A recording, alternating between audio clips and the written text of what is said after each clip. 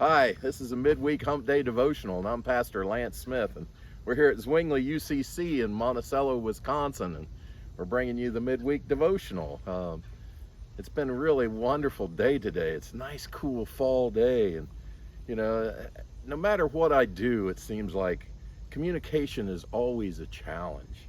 Whether I'm trying to communicate to the congregation, or maybe a congregant's trying to communicate to me their problems, and they don't quite know how to express some things, some feelings and such.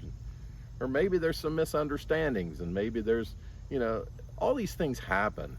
And it's odd that they happen in this age, because we're the age of, we say, communication, because we've got online communication. You can email anybody in the universe. You can text them, you can phone them, you can Skype them, you can Facebook message them, you can any number of things. You can Instagram them. You can do all kinds of things. And yet we still have misunderstandings.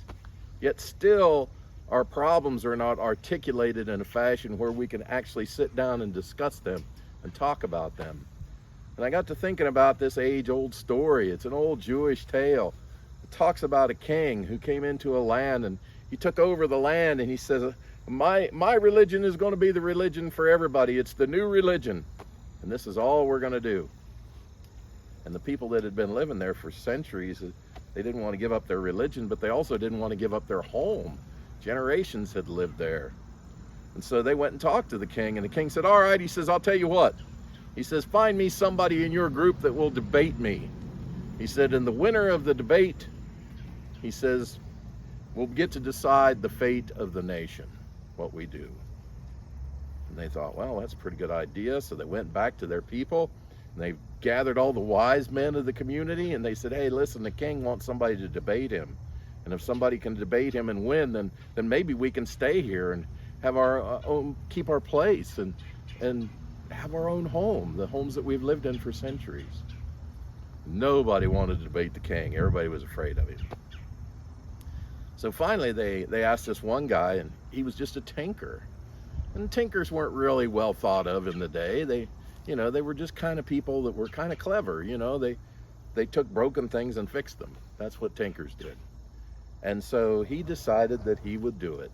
If nobody else will debate the king, this little old tinker was going to debate the king. So the day came, and the trumpets were sounding, and the red carpets were laid out in the palace, and the king was sitting on his throne, and the tinker came up there, and the herald said, let the debate begin. And the king says, we're going to have a debate, and we're not going to use any words.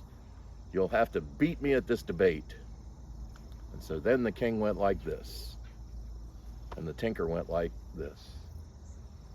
And then the king went like this, and the tinker went like this. No, then the king went like this, and the tinker went like this. And then the king pulled out a piece of old moldy cheese, and the tinker pulled out an egg. And the king says, that's amazing. That's incredible. How could you beat me? How in the world did you know what I was talking about? He says, you won. And so the people could stay. And so the king went back into his quarters, and all his wise men followed him, and they said, what was that about? How did that work? Tell us the secret. What was going on? The king said, well, at first I told him there were two religions, and he reminded me there was only one God. He says, and I remembered that my religion and my God was all powerful, and that's what I told him. And he said that there was one God that was protecting all of us and taking care of us. And he said, then I pulled out a piece of old moldy cheese to tell him his religion was old and out of date. And he pulled out an egg, reminding me that it was fresh and just as pertinent as it was the day that it was made. He said, so he won. And so the tinker went back to the old school religious people, and they're all around him, all the wise men. He says, I can't believe you did it. How did you do it? What was that about? What was that about? He says, I don't know. He said, first he tried to poke my eyes out. He says, and I blocked it. He says, then he tried to hit me, so I ducked and I blocked it. He says, and then for some reason he pulled out a piece of cheese, so I thought it was lunchtime, so I got my egg out. And that's how communication goes. Communication only works if both parties are transmitting and receiving. If all you're doing is transmitting, if all you're doing is talking, all you're doing is telling, and you're not listening to the other person, then you're not having good, effective communication. And if all you're doing is listening, then you're not telling how you feel, you're not expressing yourself, you're not articulating your needs. We live in a world where communication lines are big, huge divides anymore. And it's sad that we live in a world where there's more technology to talk to one another, and we don't talk to one another, and we don't rationalize things out and talk about our problems. This is the way God intended. That's why he gave us this. That's why he gave us this. That's why we talk to one another. Let's use that skill to better our world. I got a text for you today. It comes from Psalms 19. Psalms 19:14. May these words of my mouth and this meditation of my heart be truly pleasing in your sight, O Lord, my rock and my redeemer. May you in your travels practice good, effective communication. If you're bothered, tactfully tell that person why you're bothered.